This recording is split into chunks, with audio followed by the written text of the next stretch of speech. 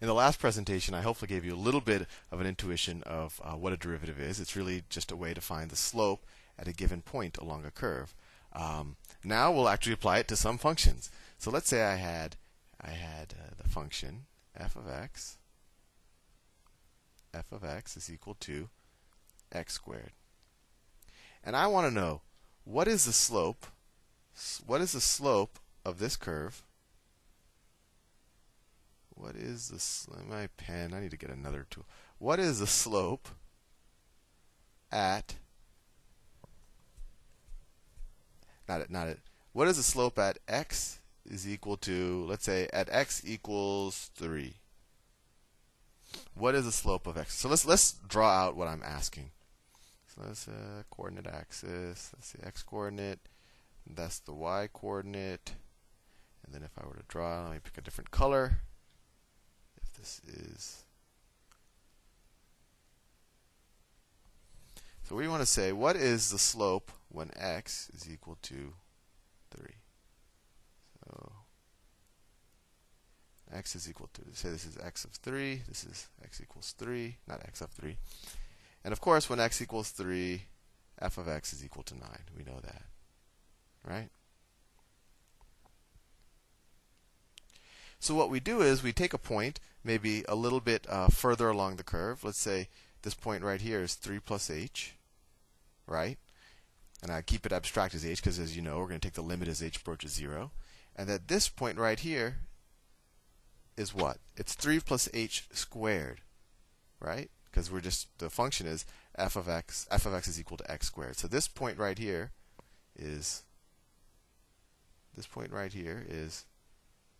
3 plus h, comma, 3 plus h squared, right? Because we just take 3 plus h and put it into x squared, and we get 3 plus h squared. And this point here is, of course, 3 comma 9. What we want to do is we want to find the slope between these 2 points. I really have to find a better tool. This one keeps freezing. I think it's too CPU intensive. But anyway, so we want to find the slope between these 2 points. So what's the slope? So it's the change in y. So it's 3 plus h squared. I'm going to try it. 3 plus h squared minus this y, minus 9, over the change in x. Well, that's 3 plus h. That's 3 plus h, right? 3 plus h minus 3.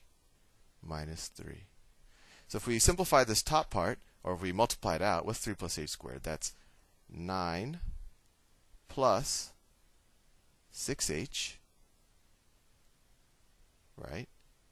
Plus h squared, and then you get the minus 9,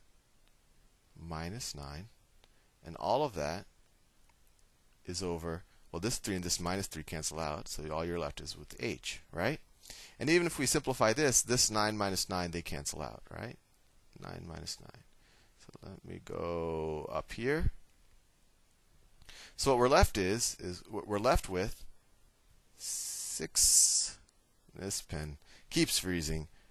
It's 6h plus h squared over h.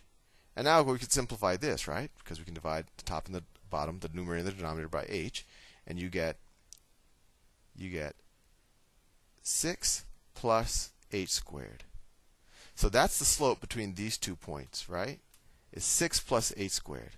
So if we want to find the instantaneous slope at the point x equals 3, f of x is equal to 9, or the point 3, 9, we just have to find the limit as h approaches 0 here. So we'll just take the limit as h approaches 0. Well, this is an easy limit problem, right? What's the limit of 6 plus h squared as h approaches 0? Well, it equals 6. So we now know that the slope of this curve at the point x equals 3 is 6. The slope here is 6. So if you actually did a traditional rise over run, this slope, this change in y over change in x is 6. So we have the instantaneous slope at exactly the point x is equal to 3. So that's useful. We were able to find the exact, if this was the graph of someone's someone's position, we would then know kind of the instantaneous velocity, right? Which is, well, I won't go into that. I'll do a separate module on physics.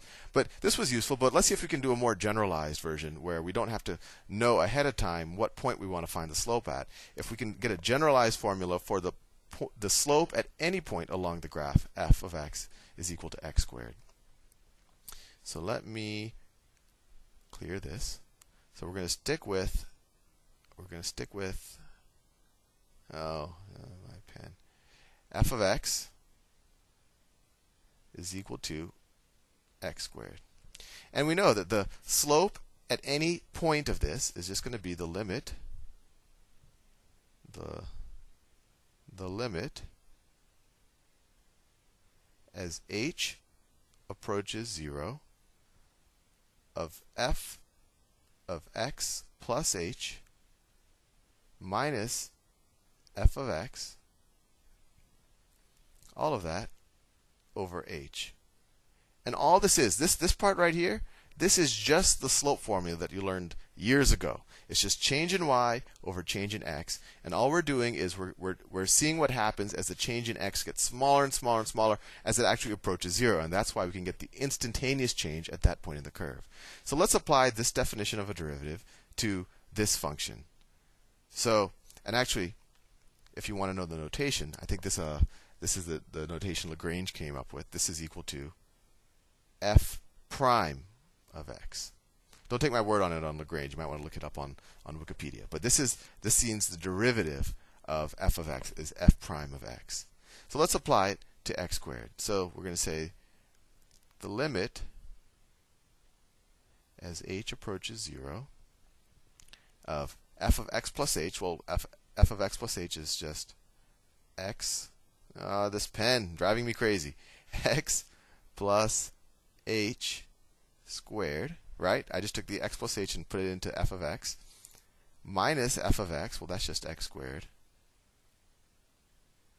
over h. And this is equal to the limit as h approaches 0. Let's just multiply this out of x squared plus, what is this, 2xh plus h squared, right, plus h squared minus x squared, running out of space, all of that over h. Let's simplify this. This x squared cancels out with this minus x squared, right? And then we can divide the numerator and the denominator by h, and we're left with the limit as h approaches 0 of, let's see, numerator and denominator by h of 2x plus h. Well, this is easy. This is just equal, if this goes to 0, this is just equal to 2x. So there we have it. The limit as h approaches 0 is equal to 2x. So now we know that, and this is equal to f prime of x. So the derivative of f of x, which is denoted by f prime of x, is equal to 2x. Well, what does this tell us? What have we done for ourselves? Well, now I can give you any point along the curve. Let's say we want to know the slope at the point 16, right? When at the point 16, comma 256, right? That's a point along f of x equals x squared, right? It's just 16 and then 16 squared. What's the slope at that point? Well, we now know the slope is 2 times 16. The slope at that point, if my pen works properly, the slope is equal to 32. Whatever the x value is, you just put it into this f prime of x function, or the derivative function, and you'll get the slope at that point. I think that's pretty neat, and I'll show you how, in future presentations, how we can apply this to physics and optimization problems and a whole other set of things. And I'm also going to show you how to find the derivatives for a whole set of other functions. I'll see you in the next presentation.